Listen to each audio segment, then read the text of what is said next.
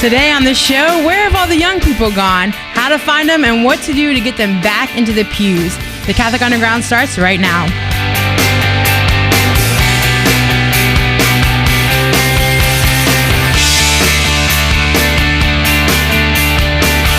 That's right. You have hit the play button on the Catholic Underground, a podcast cutting through the noise and bringing you the topics that matter. This is episode number 447 for those of you who are still keeping some kind of count track. And no, I am not Father Chris Decker. I am Kathleen Lee. Father Chris is on assignment, entertaining some priests from out of town. And so he has left it to our capable hands, let's say. But I thought you're still wearing black. I know. Well, I usually do wear black. I don't wear a lot of colors, but tonight we have, sitting in with us, we have, of course, Olivia Galino, teacher extraordinaire, Aww. Kevin extraordinaire. Thank you. You're so sweet. So glad to have you back. I'm happy to be back. I know, I was gone for a couple weeks. I know. Don't ever do that again. So sorry. For our third spot, we have Tyler Trahan, director of the Franciscan Experience at Fran U here in Baton Rouge. Good to have you. Always good to be here. Tyler is usually sitting in for me, so it's good to have, to be That's with true. you. Yeah, that is true. Look at us. Oh. Together at last. Okay. Man. Yes, and so then, of course, up on the Jeff Star 1, we have the one, the only Commander-in-Chief, Jeff Blackwell. How are you doing? The man. I am still baptized, Kathleen. Yes, indeed. Do you have enough snacks up there? You have enough snacks? We're good. In fact, I have some beaver nuggets from. Those are so good. Yeah, from Buc-ee's. Yes, sir. I'm good to go. Yes, indeed. And of course, switching all the video, you've never seen him, but he's there. Ed Ball is in the ball pit. I expect him to answer, but he can't. I know. So We should I don't know, for a fundraiser or something, auction off a picture of Ed or something. Yeah. Oh, you know what he reminds me of? That guy who is on, what was that, Home Improvement? And the neighbor who's always behind the fence. You never That is see his literally face. the second time today that I have needed to come up with that exact person's name. His name is Wilson. I don't know why I know that and why it is so readily on my mind, but there we go. Well, there it is. Today's the day for that information. Speaking of that information, you would know that if you were of, I believe, our generation. And we were talking about what are some things that, that we might want to talk about together while we have the three of us here. And we all have some experience with youth and young adult ministry. And so there's been this rise in what they're calling the quote unquote the nuns, right? And at first, somebody was talking about this and I was like, there's a lot of religious what's going on, right? Now the nuns, Brandon Vaught, we've talked about him many, many times. He has a really cool article on using some stats talking about the nuns. Now we talk about nuns being NONES, and these are young adults, right, or people who don't identify with any specific religion. And so we thought we'd talk about that in terms of young adults. And why there is this big disconnect from what I always thought was high school, right? Yeah. When people left high school and went to college, and when they wanted to come back and get either married or baptize their own children into the church. But what I'm finding, especially in teaching junior high kids, is that it starts way before, way before. And so we thought we'd spend some time talking about who are these people, where have they gone, and how do we get them back, as active members of the church? Now, Brendan has, in his article, he cites the Public Religion Research Institute, a 2016, study? Yeah, the survey. For young adults between the ages of 18 and 29. Now, when I did young adult ministry, it was 18 to 40. But we're going to go ahead for the purpose of tonight's conversation because everybody's young at heart. For the purpose of tonight's conversation, we're going to talk about between 18 and 29. So people who are in their 20s and 30s. And so he lays it out because there are some really interesting stats on who these people are, why they're leaving, where are they going, and these kinds of things. And so, if you are a young adult this episode is for you. If you are not a young adult, this episode is for you. Absolutely. Because I believe that, and now I'm going to go a little bit off the rails for a minute, but I believe, and we can maybe kind of throw this around, that I think too many times we try to, within the church, section off specific ministries, specific groups of people, and be like, okay, well, this is, when I was working with young adults, I had so many people that were like, well, young adults are really college and 20s. And then the older young adults were like, young adults are really people with babies and families. And I was like, okay, wait. Mm-hmm. Right? And so I don't know, like, what do you think when we talk about, one of my questions is, when do you stop becoming a young adult? I mean, I think it's tricky because, I had this difficulty when I worked for the diocese, like trying to plan young adult events and things. Mm-hmm. Right. Because, you want to plan something that people actually want to go to and that's actually going to meet people's needs and things. Right. But you do have a lot of like demographics and stuff to meet, but then you run the risk of like being super specific. Mm-hmm. Yeah. And also just realizing that like, when you get down to it, like someone who is single and 25 can hang out with someone who is married and 35 with 3 kids. Right. And they can be friends and get, like, one of my really good friends is in her 40s and has 4 kids. Right. And like, we have plenty to talk about, you know what I mean? Right. Like, so I think that it should be, not always is, but it should be less about like the demographic issues and more about like the interests, Yeah. But it ends up being like, I kind of like laugh to myself, like when I go into a church and I look in the bulletin and it's like, all right, well, the meeting for like this Bible study that's for like young single women 18 to 22. Yeah. It's just like, okay, come on. Yeah. Let's get real. Yeah.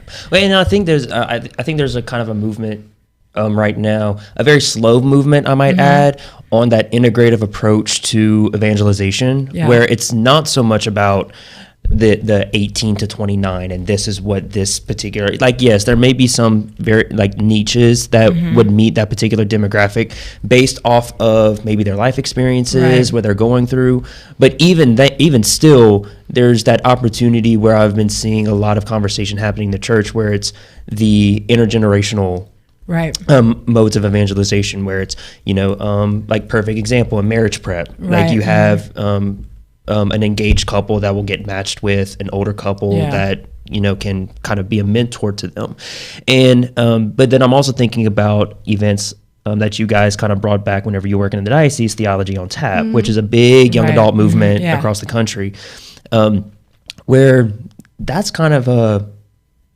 like you could be 50 years old and attend a Theology on Tap, especially if it's something that is relative to maybe where you are in your faith at that particular point. Yeah. And I mean, it's theology, so anyone can learn theology no matter where you are. Well, that's what I'm wondering. I'm wondering too if we don't like try to cater so much that people we lose the encounter with just the church. Well, and like, this is gonna be a terrible analogy, but like, so I listen to like lots of, kind of esoteric music, but anyway, some of like the best concerts I've ever been to have not been the ones that have like tons of people who like look like me and are like my age in the crowd.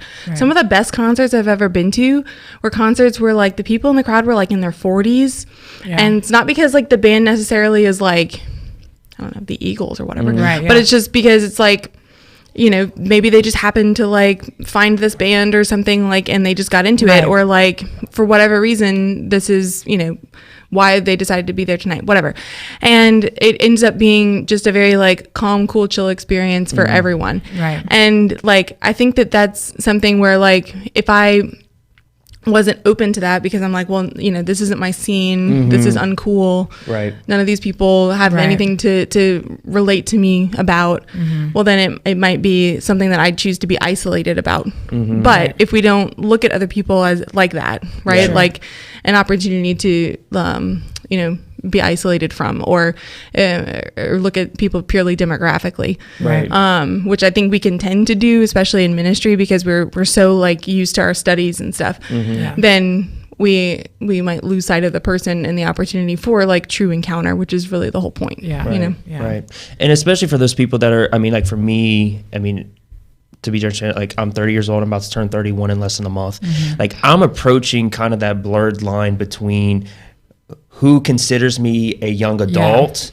You know, I'm single, not dating, you know, but, you know, discerning marriage. But like, so even like opportunities for me to grow in my faith, which is labeled for young adults. Right. Wait, so am I actually welcome now? Because do they still consider me a young adult? And so I think to Olivia's point, you know, there could be opportunities where it's not so much about demographic as it is as much interest. You know, like what are some particular themes of the faith that really interest you? And whenever the opportunity comes up, and then also, you know, just kind of where you are in your vocational state, right? You know, so there can be opportunities to maybe cater more to a vocational state maybe than to demographic.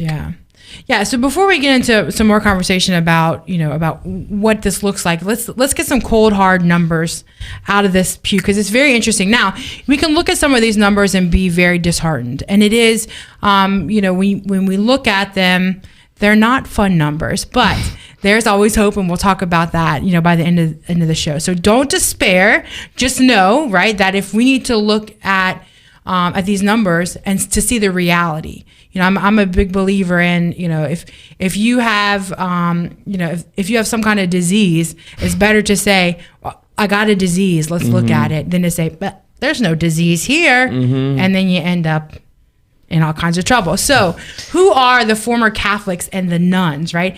10% of American adults are now former Catholics. And so when Catholics leave the church, they become, you know, a myriad of different things. But 49% of those who leave the church become, you know, nuns or the unaffiliated or no religion. So that's almost half of those who leave the church don't affiliate with any other kind of religion. It's not like they're leaving to convert to some other Christian denomination. So 25% of Americans today identify as the nun, and now it's the largest religious group in America, which is interesting. That's crazy. And interestingly enough, 21% of the nuns were raised unaffiliated, so they were unaffiliated and are still unaffiliated, while 28% were raised Catholics and are now unaffiliated. And I find that fascinating that it's specifically we're raised Catholic, not just like we're raised Christian or something. Like we're raised, or like even monotheist, like we're raised Catholic. Right. That's crazy. Yeah. 39% of young adults, so those between the ages of 18 and 29, are nun. That's more than 3 times the rate of nun seniors who are 65 and older. And today's young adults are 4 times more likely to be nun than young adults in the previous generation. 4 times, right? And they just, you know, I don't know, like, you know, that's really interesting to me. And we'll talk about, you know, why some of these people, you know, choose that. But 4 times, that's a lot. That is a lot. Now, we talk. There are 3 types of nuns that they talk about, which is this I thought was really interesting, because it talks about, you know, it's just not that they throw their hands up with religion, but there are 58% of them are what is known as rejectionists, and that religion is not personally important, and religion actually does more harm than good in their thought process. 22%, I'm gonna get this so wrong, apatheists. So they're apathetic, right? Religion is not personally important, right? But it's generally helpful in society. That's what they believe, right? It's not important to me personally, but it's helpful to society to have some kind of religious belief. And then you have 18% who are considered unattached believers. That religion is not religion is personally important, and it's generally helpful to society. So they believe in something. And it's helpful to society. And so these are kind of the 3 main types of what we're considering nuns today. Now, there's also a lot of reasons why they're leaving. We're gonna get to that in a minute, but when are they leaving is what I think is important to talk about, because like I said at the beginning of the show, I always thought that, you know, young adults were going to find themselves. And what I'm finding, and I think we all have experience in this as well, is that they're leaving way before that. And we were talking about before the show, you know, my personal believe is that I would love to see what moving confirmation back to 8th grade would do, because I think that by junior year, we have lost a lot of young people. Yeah. And I think one of the things that kind of tripped me over whenever I was thinking of these statistics is, logically, I guess in my mind, it's thinking about the transition from high school to college. Like, that's where young people experience the most change, maybe moving out of their families, a whole different dynamic and everything. That is where the nun generation, that's where you would see the most fallout. But it's so interesting how that with no climate, no, that's the wrong word to say, but there's no dramatic changes going on in their life that would prompt them to make this dramatic change. So it's just very interesting to me. And I mean, looking too at like, because essentially what we're talking about is like restoring like something closer to like the order, the traditional order of the sacraments, like and the ages at which that would happen. And really, like, the 3rd grade would be like when someone like in the restored order of the sacraments would like receive confirmation. And like the reality is like it's about the grace of confirmation, like and it's like it's not just about like receiving like the education and like the catechesis, and that's all good, hopefully, but it's also just about like the grace that is strengthened and is, sealed in that sacrament, and that is perpetuated by the Eucharist, and then reconciled by confession, things like that, so that the communion that we are being drawn into in the sacraments of initiation, which confirmation is the final one, that communion bond is being solidified at such a young age, and that it solidifies you as a member of the church militant and makes you a warrior for Christ, and that's such a pivotal identity for a child,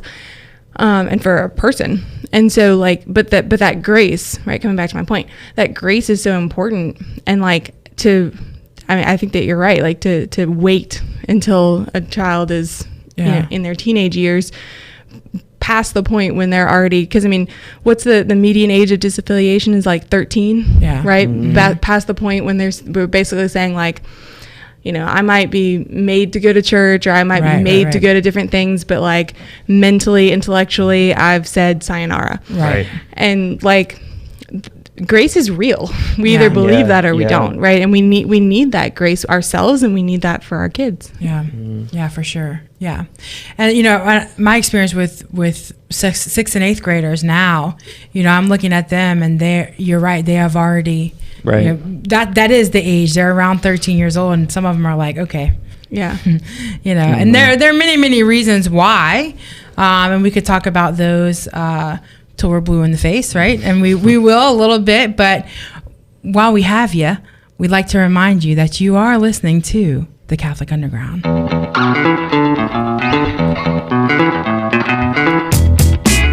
I'm gonna get better at transitions. You're doing fabulous. Yeah, it's I'm like, great. Transition time. I love it. Jeff, thank you so much. You are listening to the Catholic Underground. We're so glad that you have found us today. I am your host tonight, Kathleen Lee. Whoop, whoop, whoop. Joined by Tyler Trahan. Yes. South Louisiana. You just gotta lose all the consonants. Yeah. I know, and I ruined it because I've known Tyler for years, and in my mind I say Tyler Trahan. And so does everyone else. And then I heard from Chris here the other night, and I was like, oh, I've been lied to. I just literally made Tyler sit down one time and just be like, all right, teach me. Teach me your ways. It's a whole muscle thing.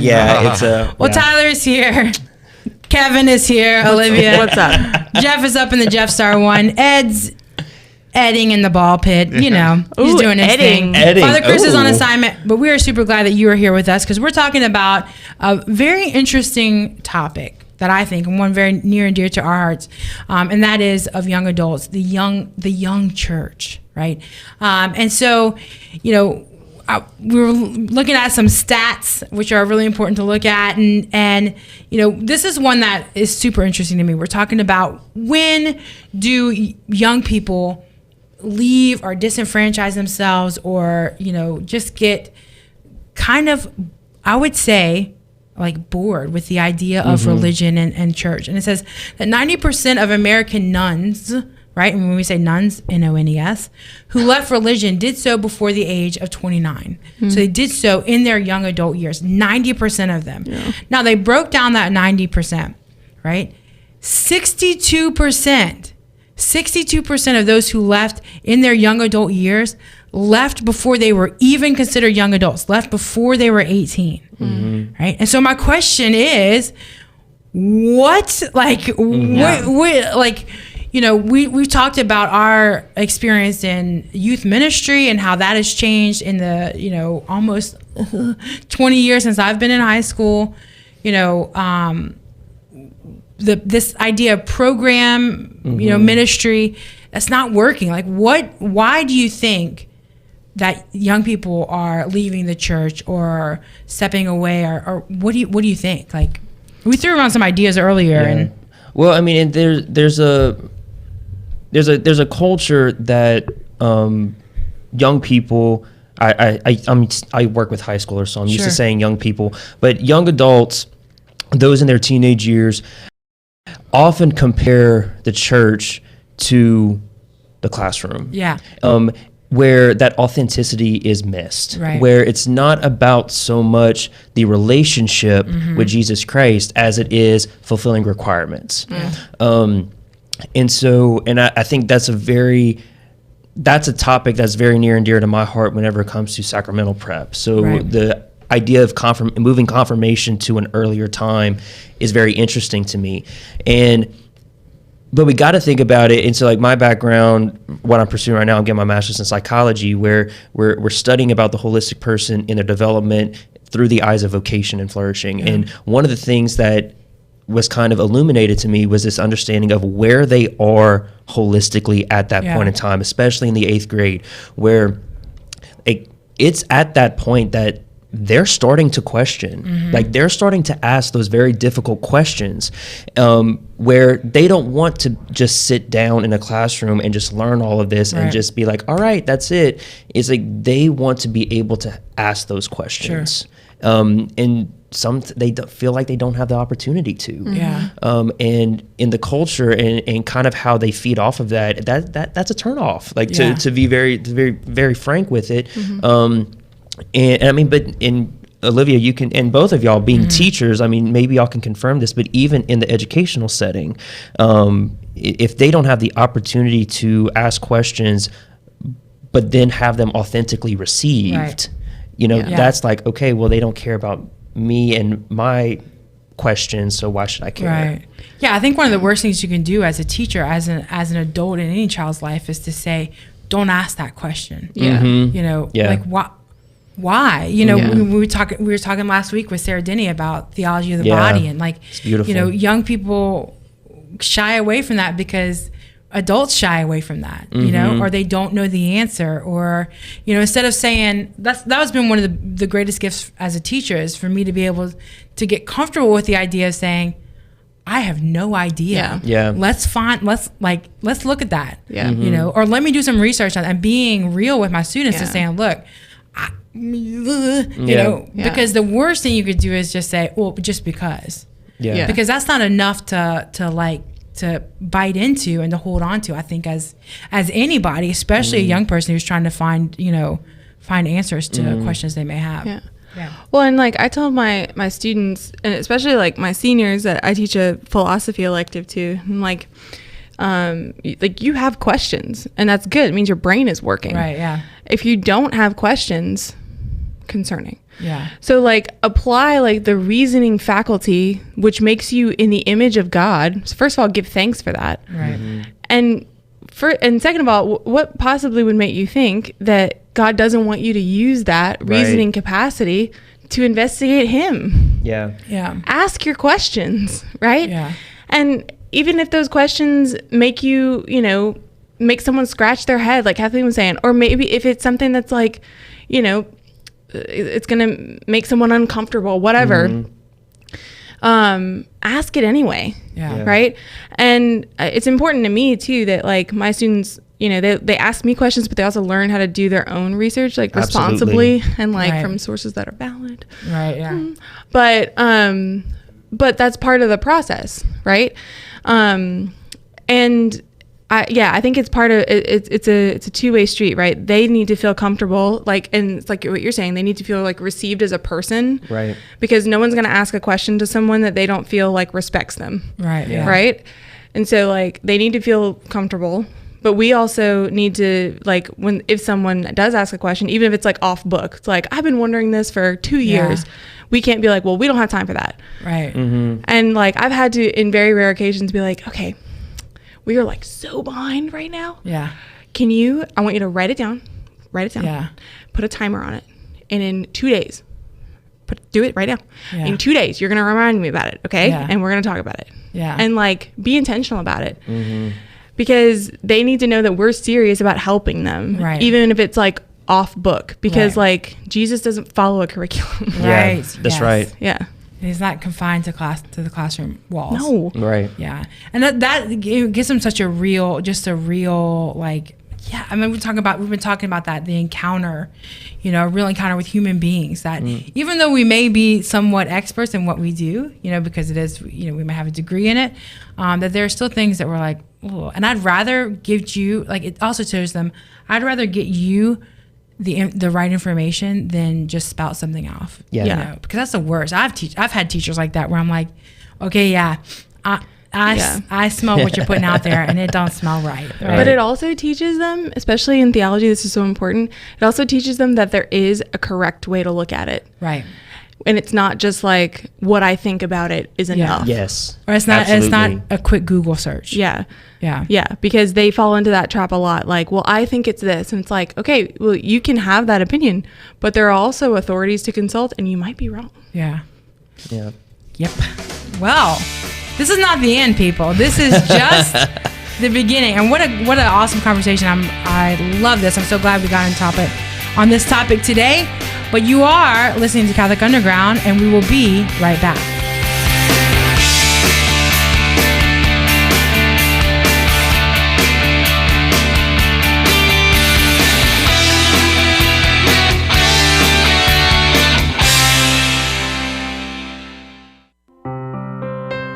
Hail, Holy Queen, Mother of Mercy, our life, our sweetness, and our hope. To thee do we cry, poor banished children of Eve.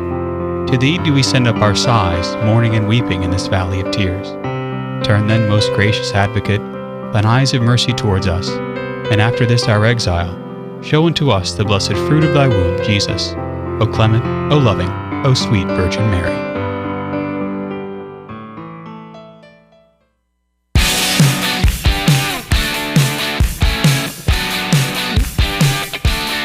That's right. We've got some new jams. Yeah. Welcome back. Yeah. You are listening to the Catholic Underground. I am your host for the evening. Yeah, Kathleen. Joining me, Rockstar. Tyler, Olivia, Kevin, Jeff, Ed Balls in the ball pit, and you're here. Welcome. If this is your first time, buckle up, Buttercup. If you're a returning listener, we love you. Buckle up anyway. We've missed you.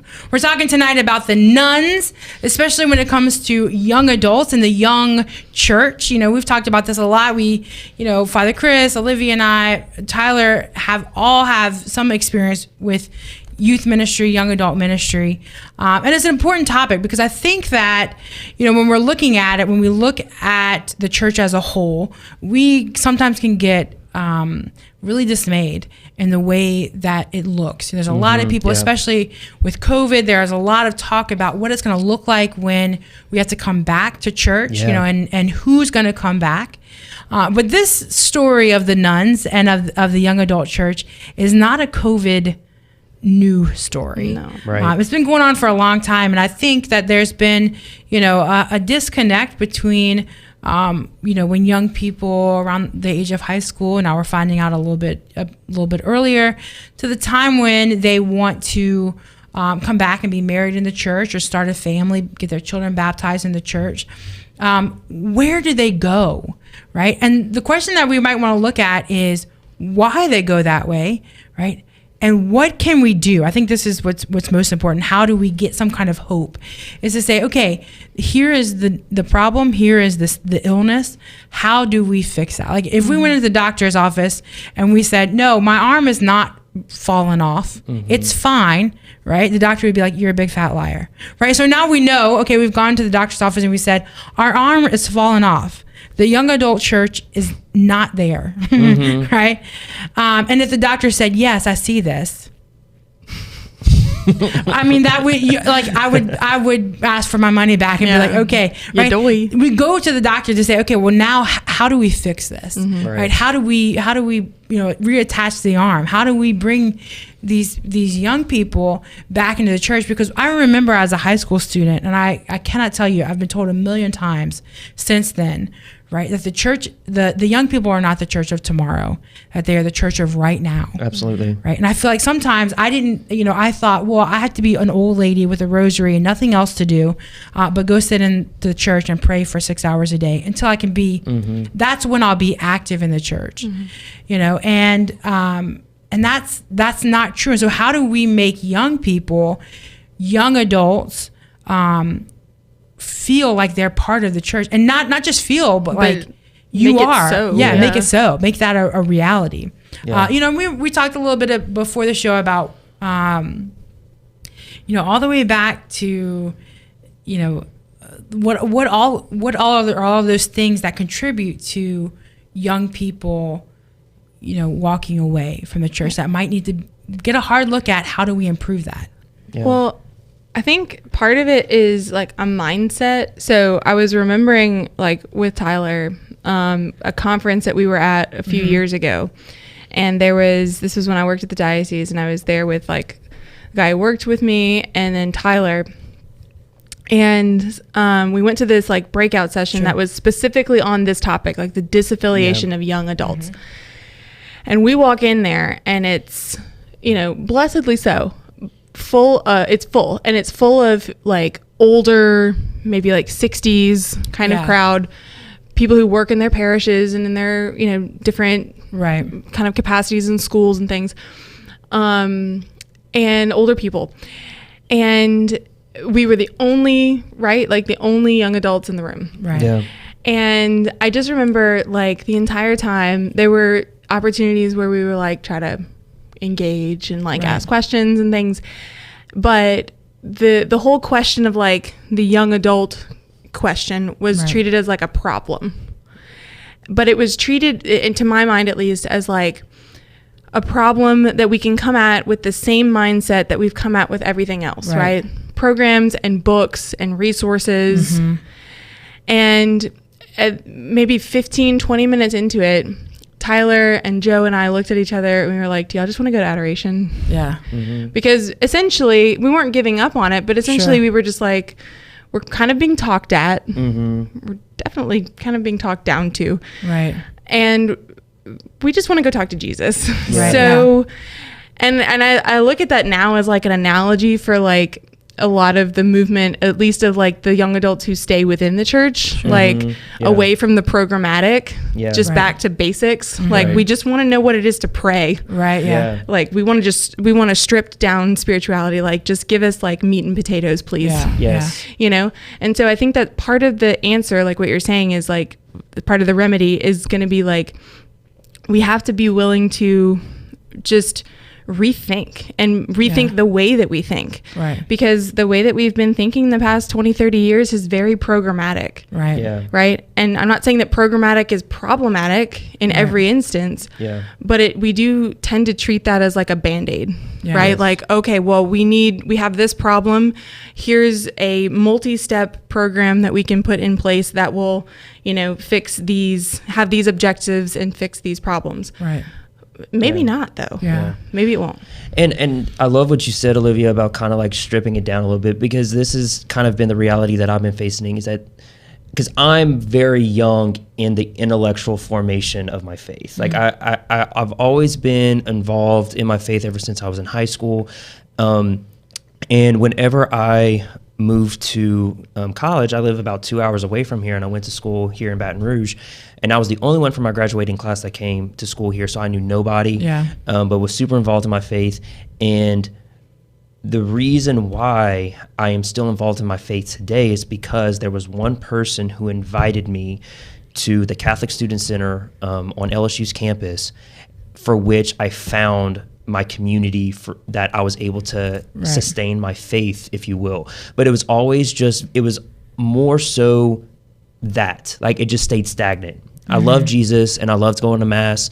And of course I had my ups and downs, but it all started by that personal touch and that relationship.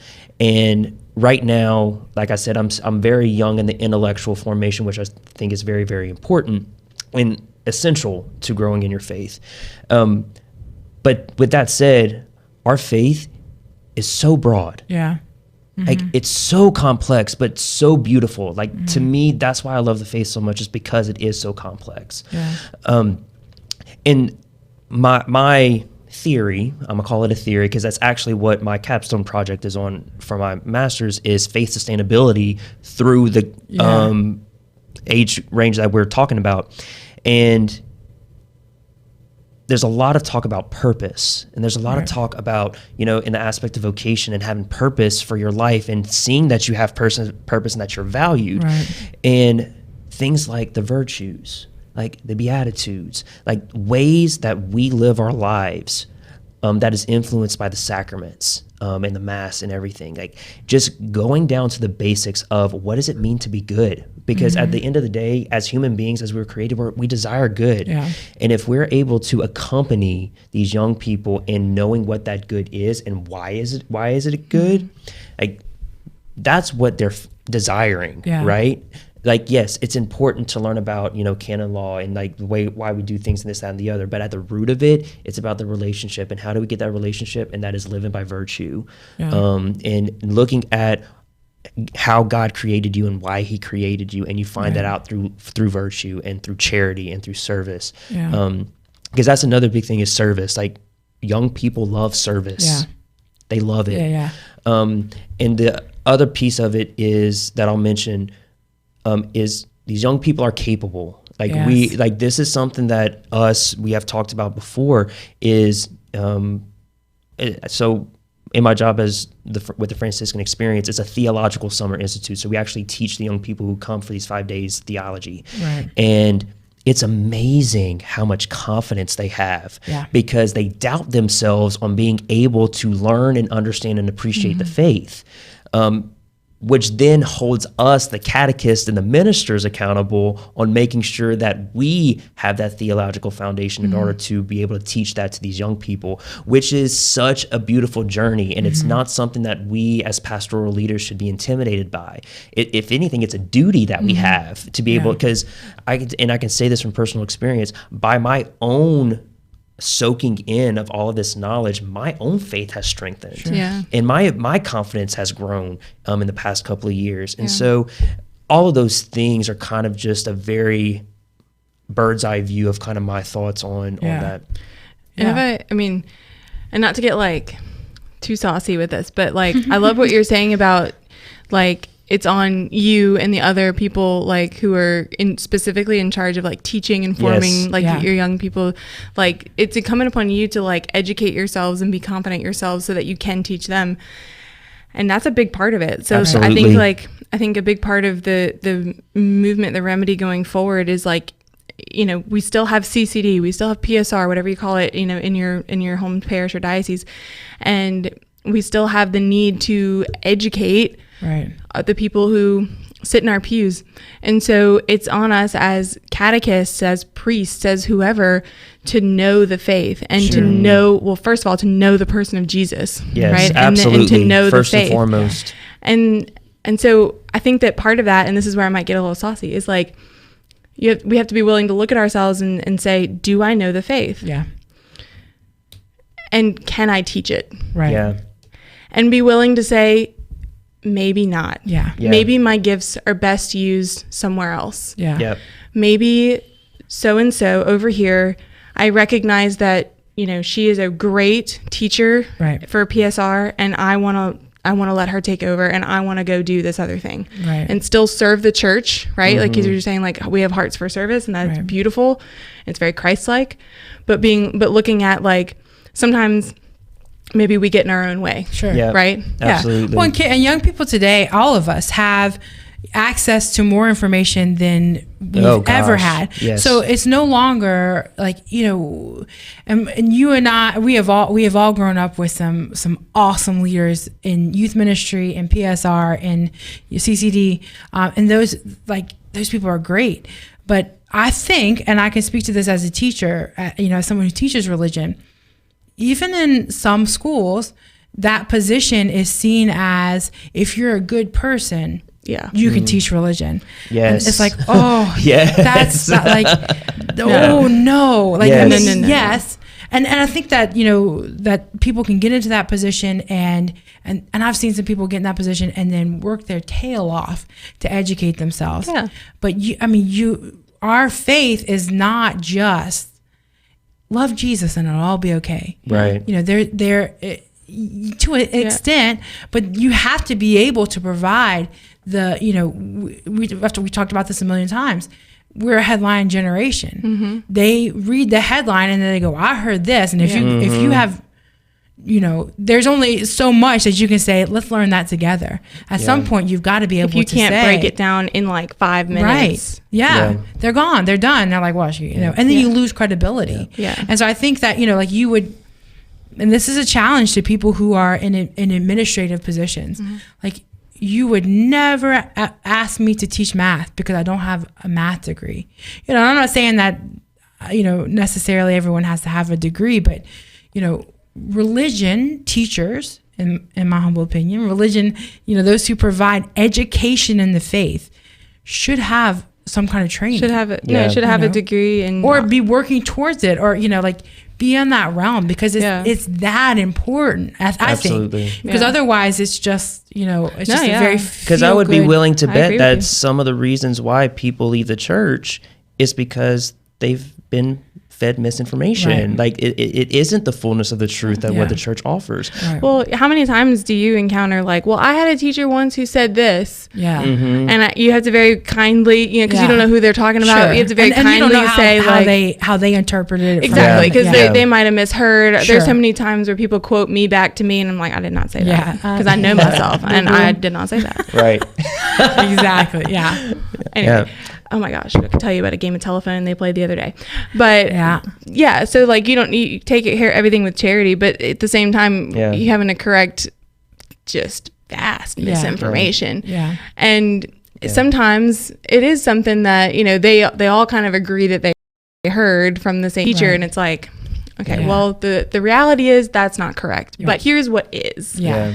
And I agree with you that, theology is an academic discipline. Yeah. And furthermore, Aristotle and Aquinas agreed that it's the highest of the sciences, Right. because it's the intellectual discipline, the ciencia, the type of wisdom that contemplates the things of God. Right. So there is no higher. Yeah. And like, that's something that you need education in. Yeah. Right. Well, and I do want to offer hope here, because a lot of something else that we talked about too is that we feel like a lot of young people just lack that confidence, and I kind of mentioned that earlier. But even in our catechist, right? Like if you're out there listening and you're a catechist and you feel like you can't consume the vast amount of knowledge, just start somewhere. Because I too suffer with that now. Like there's just so much. Like where do I even begin? Right. Like just if anything, start with the Eucharist. Like if I were to give you one thing, start with the Eucharist. But also, I'm gonna follow the saucy line. Sure. But like, it takes a lot of humility, right? It takes a lot of humility. You kind of have to let your pride go to know, like, you're not going to know everything. Right. And sometimes you're going to be challenged, and it's okay to say, I don't know. Right. But the beauty of the church is that they have the things in possession to provide for you the answers. but seeking out your priests, seeking out those who may be more theologically trained than you are. Like, the sources are out there. We just have to make sure to kind of get our rear ends up to actually do the work to do it, because at the end of the day, it's going to fruitful all over. Yeah. And none of this is to say that if you don't have a degree in theology, then you don't know. Like, none of that is to say. Here I am. Yeah, absolutely. I'll be the first one to admit, academically, my faith is not an academic faith. I struggle with it a lot, but I know the importance of my position. And I think too that the church maybe might, as we're looking at, what are we offering people, are we offering, adults opportunities to learn more about their faith? Or do you feel like as an adult that you should know what you don't know? You know what I mean? And so, if you we can look at the pandemic, but it's been happening before that. Many people, Catholic speakers, priests, bishops, the Pope himself, are on social media. And they're saying, I'm thinking of a priest that we have down in Houma Thibodeau here in Louisiana, who did a whole series on why do we do that? And start with that. Like, what are the questions that you have yourself? I know that, the other day I was speaking to some students about the creed, and I was like, did you ever realize that, where does Jesus go when he rises from the dead? And they're like, heaven. I'm like, nuh-uh. Nope. And they're like, other way. And you can see it. They were like, I'm like, yeah, don't you? You've heard it. You heard it. Where did it go? And they're like, he went to hell. And I'm like, okay, how many times have you heard that? Have you ever thought about that? And they're like, I'm like, no, we just gloss over that. And so in your everyday life as an adult Catholic, start taking note of what you don't know. Why do we genuflect? That's, and then there's 1,000,001 good resources out there. Now the trick is to find a good resource. Yes. Right. And we here at the Catholic Underground can give you all kinds of resources. We can help you with there. that. Yeah. But the important part now is to look at, at how we as adults, because this is another question I always have when people are like, oh, you're a young adult. I'm like, boo, I'm 34 years old. When do I get to just be an adult? Like, what is that? And so what I'm thinking, and let me hear your thoughts on this. When we're talking earlier about how we kind of section people off. You're a member of this part of the church, and you're a member of that part. You look at any kind of church's bulletin. They have all kinds of different ministries, which are great, right? But I wonder what a parish would look like if we just did away with all age specific ministries and just invited people to encounter the church. I remember when I was in New Orleans, we did a 33 Days to Morning Glory, and it wasn't advertised to anybody in general. Me and my friend Jamie, who's been on the show before, we were the youngest by probably 80 years. No lie. And it was, I was like, man, why isn't there nobody else here? Because it wasn't specific. You know what I mean? Yeah. I've done things like that before, when I had time, RIP. But I did the baking society, at church, to bake for, whatever, First Communion, things like that. And then the altar society, clean on a Saturday a month. And I want to get back into those things, but you show up to those things, and it is very clear that we have a good 40-50 year age gap, and we have to work sometimes for some conversation. Right. But at the same time, we also have a lot in common, because number one, we're both parishioners here. We both love Jesus. We can start there. Yeah. But I think it's something where we kind of have to stop pretending that especially as like what you're saying, we need to be okay with shaving off the young part of young adults and just embrace the adult part and realize that not everything is going to be handcrafted for me. You're not going to get a personal invitation with your name on it to every church event. Yes. And I think that we as a young adults as a whole have, like, we expect that. Oh, well, this Yes. must be catered to moi, you know? Yeah. And it's like, no, boo, like you No one invited me to go here. Yeah, this is the invite in the bulletin is to you. Yeah. Like the announcement at church is to you. It's not, now everybody, everybody who's not young adults, y'all don't listen because this isn't for y'all.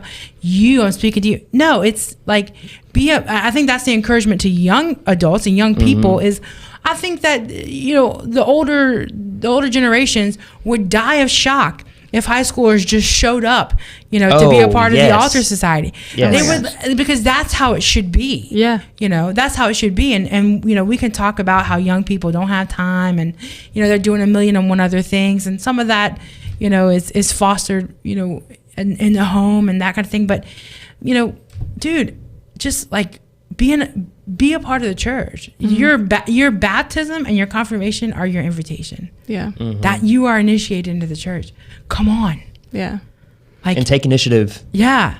And young people, like that's it. Like be stop being young adults, be adults and just be a part of the church. I think that would be. Yeah. And parishes make room. Yeah. Parish. I was literally about to go along that same route. Like parishes, like the adults, especially in the parishes, like welcome them. Right. Like don't make it a culture shock. Welcome them in, because that is what the church is. Like that's what Jesus welcomes to, is that's the relationship, and it's the people that make up the church that's so beautiful. That like we have the biggest impact on one another, and so. Yes, young adults, take initiative, because that's the biggest thing that I see nowadays, especially in young people, is just this lack of initiative in what should be the most important thing for them. And especially, there's no time to waste. And there's no time to waste. And like we have many talks about with like, especially with seniors as they're going off to college and talking about, getting involved in your campus ministry and this, that, and the other. Y'all, I can guarantee you every single college campus has some sort of welcome where their campus ministry is there. Go up and talk to them like that. Like that's going to be your most authentic community that you're ever going to find. So finding that community to help you is going to be so important. Yeah. At the same time too, like don't move from one church to another and forget about your home, your home church. I think a lot of times as adults, we send our young people off to college hoping they'll find a college ministry, and then we hope that they find a young adult ministry. And we're like, why don't they just find a ministry in the church? You know what I mean? Young adults, you're out there. We love you. We miss you. We're coming to find you. But what you found is that part of the show that we like to call the CU Pick of the Week. Booyah! And to start off, we're going to go to our good friend Tyler. What you got for us this week? So everyone likes a good game night, right? I do. Like, oh yeah, like had get game night today with my mom. Well, so I was very fortunate to gather amongst friends. This past Friday, we were celebrating the end of the school year, and we had ourselves a little game night. And this particular game may have been out for a while, but I just, I think I knew about it, but I just played it for the first time, and that is the Catholic card game. Oh yes, very cool. So you can compare it to like Apples to Apples or another card game of similar that I will not name on the show. Yes, good. And so it's basically like you have a prompt card and then you have 7 cards in your hands. You kind of match it, and it can be funny, it can be serious, whatever. So I have a good friend of mine who is a national speaker, and she mentioned the Catholic card game on the talk, and she said it's like that other card game, but for people who still want to go to heaven. Check it out. It's a yellow box Catholic card game. Yes, indeed. I know many a young adult have enjoyed this game. It is good. And there's expansion packs, like Expansion catching packs. foxes. There's is Oh really yeah, they funny. have like little bits to catching foxes, pints with Aquinas, all of that. those are Excellent. good. Very good. Thank you. All right, Olivia, you're up next. My pick of the week is an EP by Mumford Sons called Johannesburg. Yep. Which came out in 2016, but just for some reason never was on my radar. All right.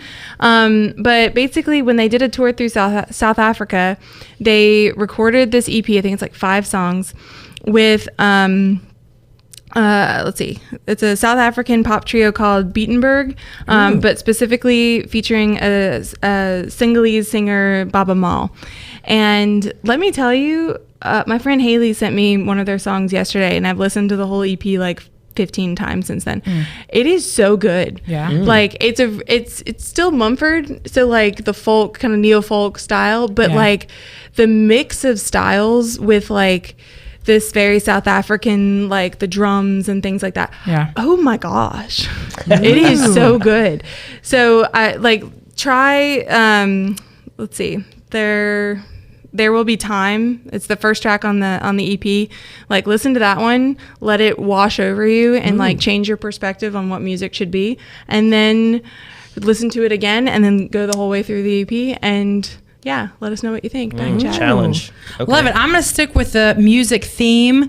My favorite band, which, oh my gosh, I love them so much. Need to Breathe. Like this has been the hardest thing of like the pandemic. I could sit in my little, hobbit hole for years, but I've not been able to go see Need to Breathe in concert. And they have just announced that in the fall, they've just released also a single called Into the Mystery.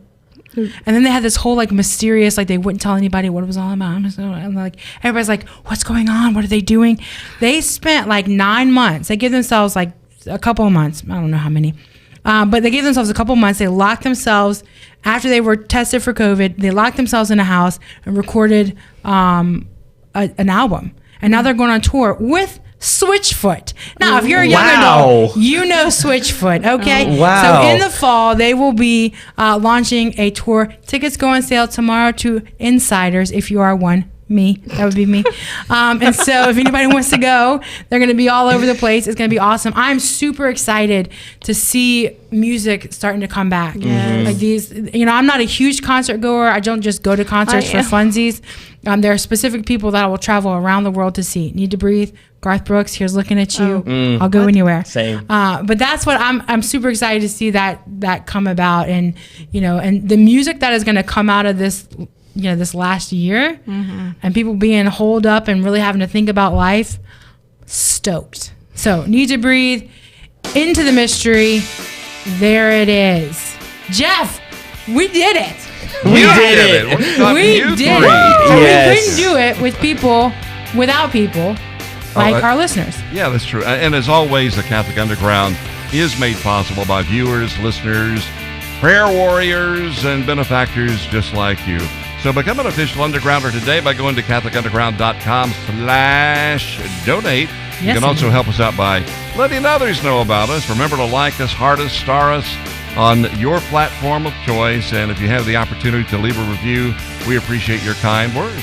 Yes, indeed. Our panelists this week have been Olivia Galino at the.real.omg on Instagram and Twitter. Thanks, Olivia. Thank you. We have also had Tyler Trahan. And Tyler, what is your handle?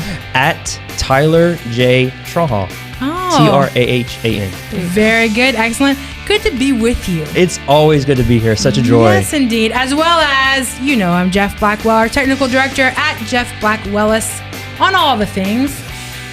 You're so good. It's a privilege. Thank you. We've also had Ed Ball as our video director. He's just in the ball pit. Jim Hayes, our research assistant with his crew in the lab. And you know me, I'm not Father Chris. I'm Kathleen Lee. I am found at KLee626 on Instagram. I think you'll find us there. You've been listening to the Catholic Underground, cutting through the noise so you can find that still small voice. And we'll see you next time.